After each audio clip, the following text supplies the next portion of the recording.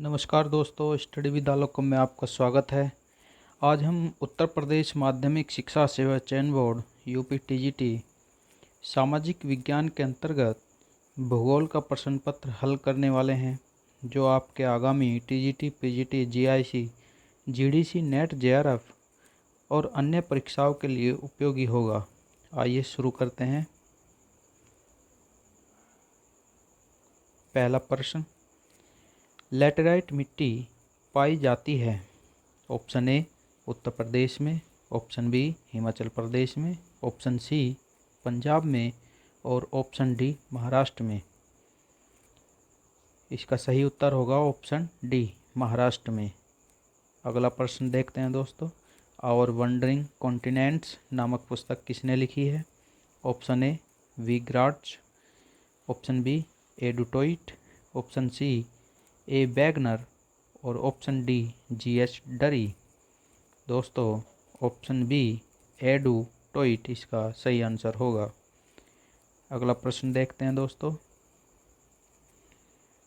संभववाद का जनक किसे कहा जाता है? Option A Lucien Febvre, option B Jean Brunhes, option C Isaiah Bowman, option D G Taylor. Option A Lucien Febvre इसका सही आंसर होगा। अगला प्रश्न दोस्तों, मानसून शब्द की व्युत्पत्ति हुई है। ऑप्शन ए अरबी भाषा से, ऑप्शन बी स्पेनिश भाषा से, ऑप्शन सी हिंदी भाषा से और ऑप्शन डी आंग्ल भाषा से। इसका आंसर होगा अरबी भाषा से। अगला प्रश्न देखते हैं दोस्तों। सूची 1 को सूची 2 से मिलाना है।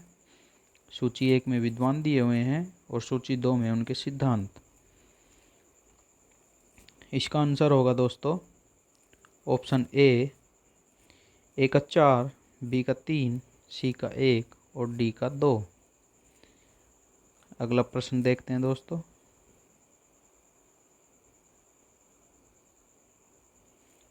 प्रश्न नंबर 7, निम्नलिखित में से किसे सामुद्रिक वर्षावन कहा जाता है? इसका आंसर होगा ऑप्शन ए प्रवाल। अगला प्रश्न दोस्तों, उपलब्धता के आधार पर निम्न में से कौन सा संसाधनों का वर्गीकरण सही है? इसका आंसर होगा ऑप्शन ए सर्वसुलभ, उसके बाद सामान्य सुलभ और दुर्लभ। अगला प्रश्न, विश्व में धान उत्पादन में देशों के समूह में अवरोही क्रम में सही है? तो इसका आंसर होगा दोस्तों ऑप्शन डी चीन, उसके बाद भारत, इंडोनेशिया और संयुक्त राज्य अमेरिका। अगला प्रश्न दोस्तों, क्रॉल बस्ती डैश से संबंधित है? ऑप्शन डी मसाई सही होगा दोस्तों। अगला प्रश्न, निम्नलिखित में किस प्रदेश में जैव विविधता में संपन्नता है? ऑप्शन ए उष्ण प्रदेश सही उत्तर होगा। अगला प्रश्न, भारत में सबसे बड़ा कपास उत्पादक राज्य कौन सा है? ऑप्शन ए गुजरात सही उत्तर होगा। अगला प्रश्न, संसाधन संरक्षण के लिए आवश्यक है? ऑप्शन डी उपयुक्त सभी इसका उत्तर होगा। अगला प्रश्न,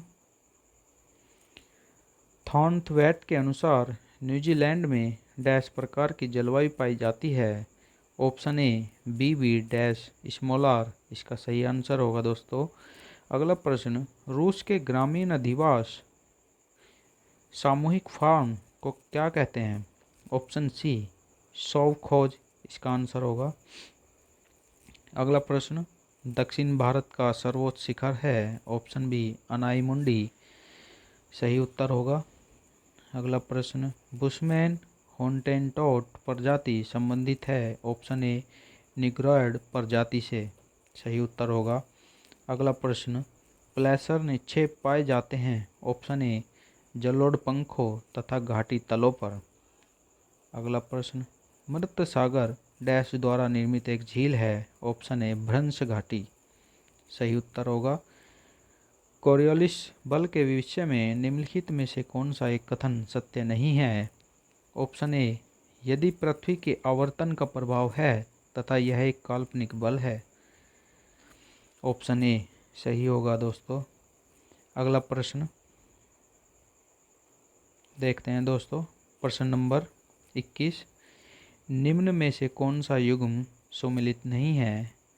वनों के प्रकार और मुख्य क्षेत्र दिए हुए हैं। ऑप्शन ए उष्णकटिबंधीय सदाबहार वन कांगो बेसिन सही है।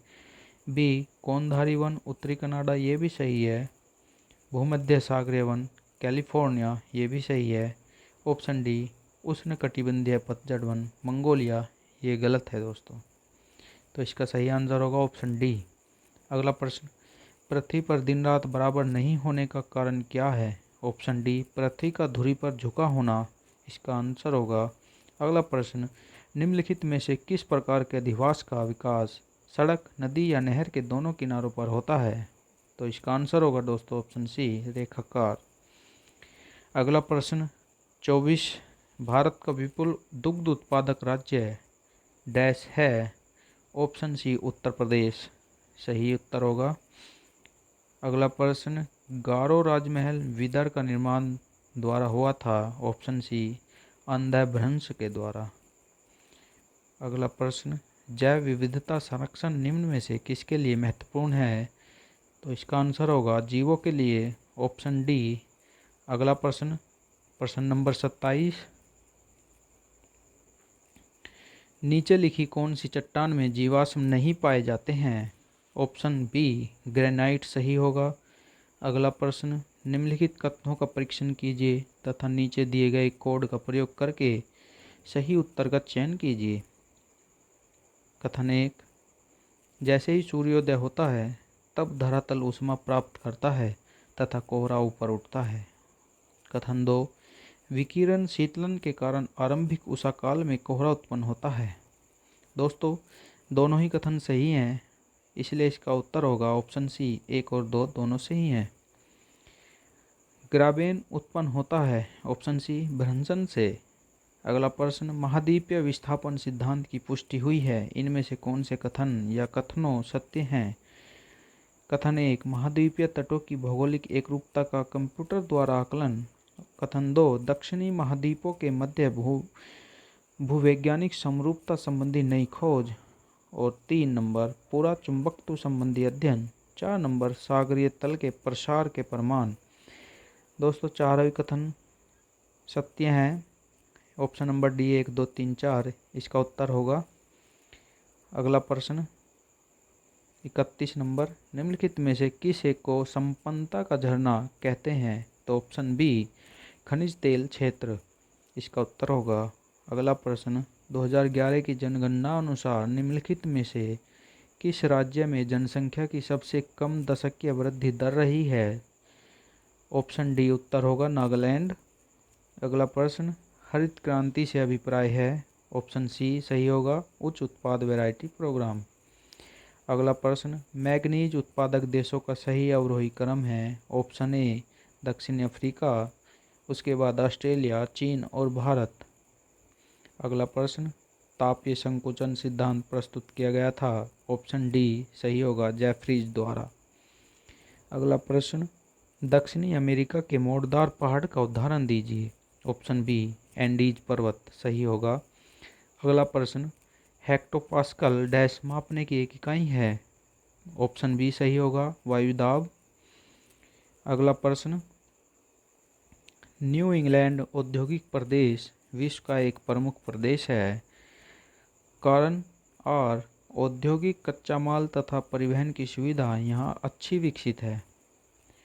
ऑप्शन ए एवं आर दोनों सही हैं तथा आर ए की सही व्याख्या करता है, इसका उत्तर होगा।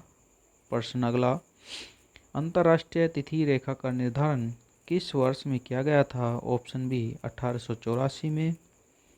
अगला प्रश्न, पिट्सबर्ग औद्योगिक प्रदेश किस देश में अवस्थित है? ऑप्शन बी संयुक्त राज्य अमेरिका में। लेनिनग्राड पतन स्थित है? ऑप्शन बी रूस में। भूमध्य रेखा पर 1 डिग्री देशांतर की दूरी डैश है? ऑप्शन ए 111.32 किलोमीटर के बराबर। निम्नलिखित में से कौन सा युग्म सही नहीं है? ऑप्शन बी उड़ीसा गौरीपुर सही नहीं है। अगला प्रश्न, प्रश्न नंबर 44, अहमदाबाद भारत का मैनचेस्टर कहलाता है, कारण और अहमदाबाद भारत में सूती वस्त्र उद्योग का वाणिज्यिक उत्पादक है। तो ऑप्शन नंबर ए एवं आर दोनों सही हैं तथा आर ए की सही व्याख्या करता है, इसका उत्तर होगा। अगला प्रश्न 45 नंबर, एकाकी ग्राम बस्तियां पाई जाती हैं। ऑप्शन ए सह्याद्री के उच्च भागों पर, सही होगा। ऑप्शन नंबर सॉरी दोस्तों, प्रश्न नंबर 46, महात्मा गांधी जल शक्ति परियोजना भारत के किस राज्य में स्थित है। ऑप्शन सी कर्नाटक में। प्रश्न नंबर 47, निम्नलिखित देशों में से कौन एक रबर का प्रमुख उत्पादक नहीं है। ऑप्शन ए ब्राज़ील रबर का प्रमुख उत्पादक नहीं है। अगला प्रश्न, प्रवाल भित्तियों के उत्पत्ति संबंधी सिद्धांतों में कौन सा सही नहीं है। ऑप्शन डी बी डेविस का प्रदन चक्र सिद्धांत, सही होगा। प्रश्न नंबर 49, डोकलाम पठार डैश के त्रिसंगम स्थल पर स्थित है। ऑप्शन डी भारत, चीन और भूटान के।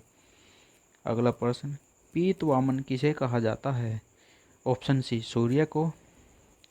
अगला प्रश्न, 2001 और 11 की अवधि में उच्चतम तथा न्यूनतम जनसंख्या घनत्व में अंतर क्रमशः डैश में अंकित किया गया। ऑप्शन डी बिहार एवं अरुणाचल प्रदेश, इसका आंसर होगा। प्रश्न अगला, भूगोल को मानव पारिस्थितिकी विज्ञान के रूप में किसने वर्णित किया है। ऑप्शन सी बैरोज ने। अगला प्रश्न, ह्यूमन ज्योग्राफी अ वेलफेयर अप्रोच नामक पुस्तक लिखी है। सी डी एम स्मिथ ने। प्रकृति का स्थान एक सलाहकार से अधिक नहीं है, इस कथन को किसने कहा है। वाइडल डी ला ब्लास ने। ऑप्शन सी सही होगा। हिमालय के किस भाग में हम करेवा निर्माण को पाते हैं। ऑप्शन डी कश्मीर हिमालय में। शिव सुंदरम जल विद्युत गृह स्थापित है। ऑप्शन सी कर्नाटक में। अगला प्रश्न दोस्तों, सामान्यतः इनमें से कौन सा परतदार चट्टानों में पाया जाता है। Option C silica. कर्क रेखा निम्नलिखित में से भारत के किस एक राज्य से होकर नहीं गुजरती। ऑप्शन सी मणिपुर से।